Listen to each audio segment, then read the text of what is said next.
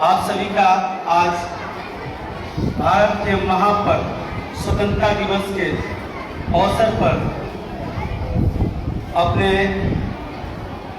देश के उन महान विभूतियों को श्रद्धांजलि अर्पित करते हुए नमन करता हूँ देश को, और एक कटु सत्य कहने की इच्छा रखता हूँ आप सभी के सामने। सत्य ये है कि भारत अपना देश, इस देश के लिए कई लोगों ने कुर्बानियां दी, बलिदानी दी। भगत सिंह, चंद्रशेखर आजाद जैसे नाम अगर गूंजते हैं हमारे देश में जय घोष के अंतर्गत, तो अपने बलिदानियों के लिए गूंजते हैं, अपने आहुतियों के लिए। उन्होंने अपने घर के रोटी के लिए नहीं बल्कि देश की संप्रभुता और अखंडता की रक्षा के लिए अपनी बलिदान दी। हमें उन्हें भूलना नहीं चाहिए। हम भूल जाते हैं कभी कभी। हमें सदैव याद रखने के लिए ही ये दो महत्वपूर्ण दिन स्वतंत्रता दिवस और गणतंत्र दिवस मनाते हैं, ताकि हमें याद रहे किस कीमत और किस मूल्य पर हमें इस देश की संप्रभुता मिली।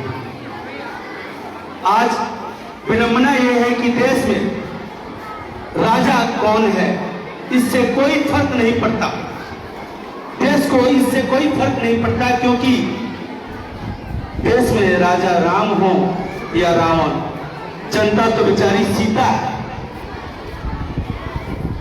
यदि रावण राजा हुए तो वनवास से हर ली जाती है, और राम राजा हुए तो अग्नि परीक्षा के बाद पुनः वनवास को भेज दी जाती है। कोई फर्क नहीं पड़ता इस देश में कि राजा कौरव होंगे या पांडव। यदि राजा कौरव हुए, इस देश की जनता तो द्रौपदी है बेचारे। यदि कौरव हुए राजा तो चीरहरण के काम आती है, और यदि पांडव होते हैं राजा तो जुए में हार दी जाती है।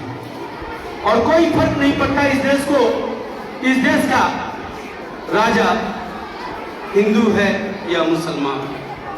जनता तो बेचारी लाश की तरह है। ये कटु सत्य है। अगर हिंदू राजा होता है तो जला दी जाती है, और मुस्लिम राजा होते हैं तो दफना दी जाती है। इस देश को कोई फर्क नहीं पड़ता कि राजा कौन है। इस देश को अपने कर्म, अपने कर्तव्य का बोध तब तक नहीं होगा जब तक हम अपने देश को, अपने दिल में देश के प्रति प्रेम की भावना नहीं। हम सभी देश के कर्णधार हैं। हम सभी सिर्फ छात्र ही नहीं, सिर्फ बच्चे ही नहीं, बल्कि सभी देशवासी देश के सपूत हैं, और इन्हें अपनी कर्तव्य बोधता होनी चाहिए। धन्यवाद आप सभी।